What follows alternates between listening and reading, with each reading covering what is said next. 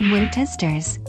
Yo, what's good guys? This is Nightwing2303 from moretesters.com. Today we have a detailed look at these bad boys right here. This is the Li-Ning Way of Wade 4. They're releasing in limited numbers in 3 colorways over at the Edition Boutique, both online and in store for anybody interested. Links will be in the description box below. I wanted to give a big thank you to the Wade brand for sending these over. It was unexpected and really appreciated. So with that being said, let's go ahead, get right into it. So while the Way of Wade 4 wasn't exactly a mid or high or anything, they were almost like the same height as these. These guys do drop the top just a little bit lower, but their tech specs remain the same. So the traction is going to be identical to what you receive in the regular Way of Wade 4s, along with the carbon fiber shank and the bounce cushion in the forefoot and cushion in the heel. Their support is almost the same as well, only minor things have changed. Along the upper, you have 2 lockdown flaps instead of 3, and then the heel counter is still the same as well. Now the one thing that has changed is the materials along the upper. These guys are awesome. I already like the materials on the regular Way of Wade 4s, but these guys right here, like, these are super fresh. They use a really cool, lightweight, and open-aired mesh that's actually got color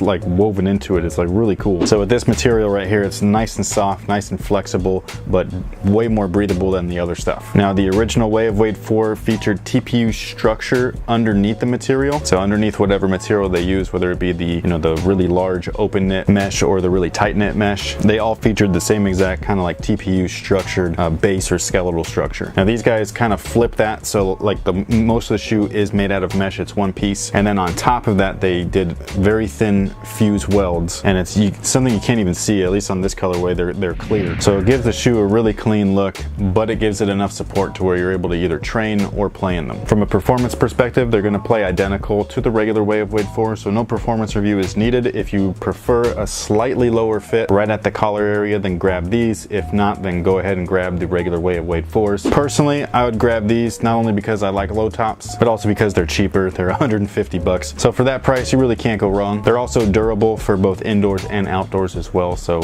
if you're a player that plays outdoors primarily, you're going to be happy with them. And if you're a player that plays primarily indoors, you're going to be happy with them as well. So that pretty much takes care of it. Thank you guys for watching. Thanks for all your support. Make sure to let me know what you guys think about these guys here in the comment section below. And until next time, guys, have a good one.